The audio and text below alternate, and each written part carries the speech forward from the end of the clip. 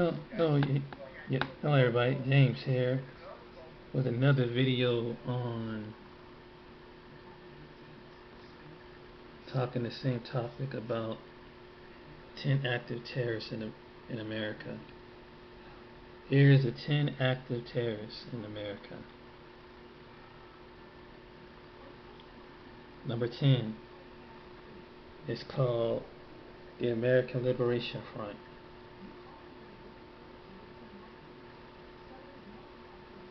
The American Liberation Front is an internet organization of activist right whose notorious direct action approach. It originated in Great Britain, but there are certainly certain active in America, being listed as a terrorist by the Homeland Security members of the organizations. They broke many laws and their special animal rights. And they cause property damage, even physical harm to people. It said is 40 countries have no leader with small groups in each country for doing their own thing. Number 9, the Earth Liberation Front. Who's the Earth Liberation Front? The Earth Liberation Front is a high American front, another British-born environment organization who are active in America. They use active guerrilla warfare tactics and crowd to prevent people from doing damage to the environment. Anytime you're using guerrilla war tactics, you be classed as a terrorist organization. Their typical tactics is to set fire to buildings belonging to those who are significant to the earth. Explosives have been used before. They work closely with Animal Liberation Front, similar arms. Number 8, Aryan Nation. The Aryan Nation is a essential neo-Nazi organization which strongly operate in opposition to interracial marriages and race mixing. They're not too fond of Jewish people either. In 2000, a woman and her child were parking close to the Aryan Nation's compound. The car backfired, which the Aryan Nation thought it was a gunshot, so they shot back to cause the car to crash. No one was seriously injured. That incident brought the Aryan Nations into the headlines. Notoriously, the Aryan Nation is a designated terrorist group organization by the FBI.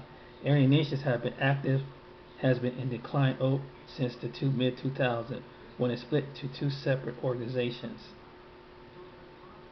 Number 7, Imperial Clans of America. Imperial Clans of America is one of the few KKK groups still active today.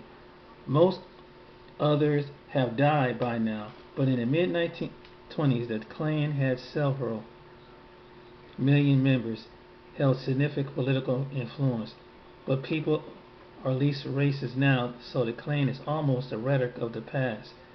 Some tiny groups like the Imperial Clans of America do still exist. They always done. They set fire to huge crosses and ran about how white people are the best. They claim to have offices in countries like England and Australia. I'm not sure if this claim is true, so no one has been taking time to check. Number 6 on the American terror, the Jewish Defense League. On a very different note, the Jewish Defense League is an extreme Zionist group who has no problem using violence. It is founded by a rabbi and proposed defending the U.S.A. Jewish community for anti-Semitic dub. The only problem is that they are using extreme tactics of violence to do so. They cross over to committing terrorist attacks, especially targeting Muslims.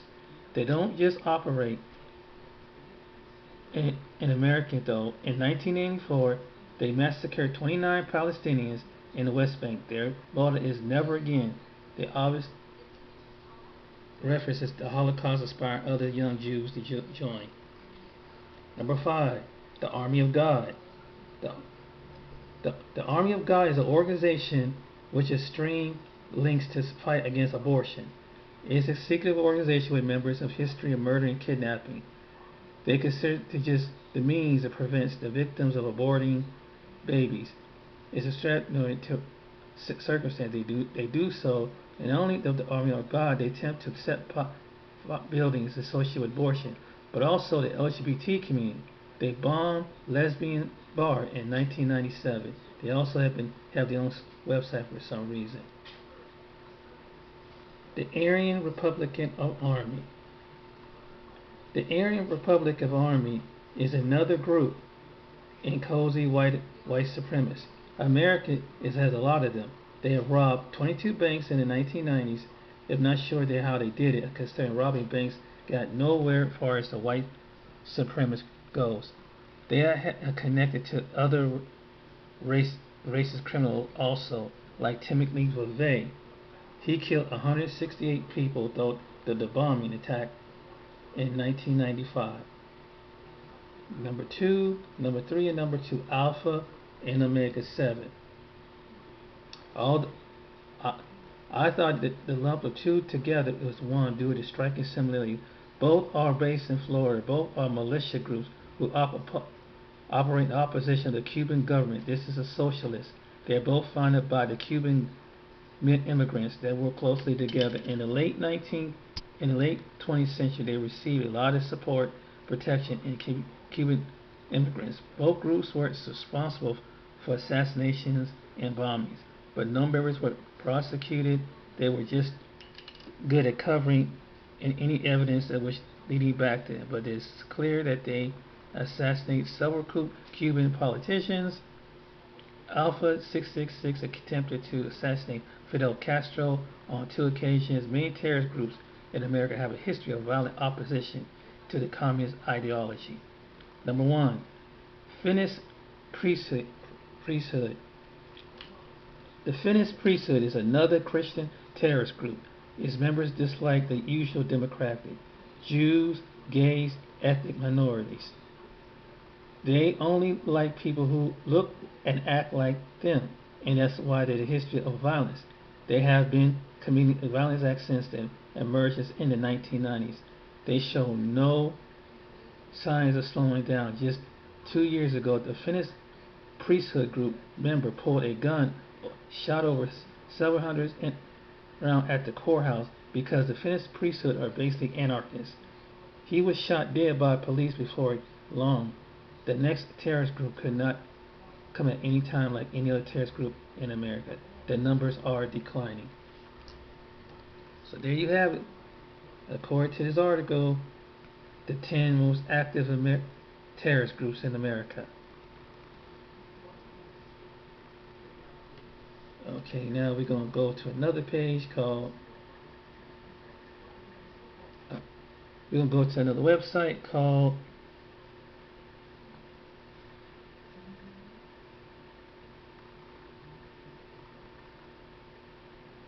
I don't know if I can pull it up here. Yeah.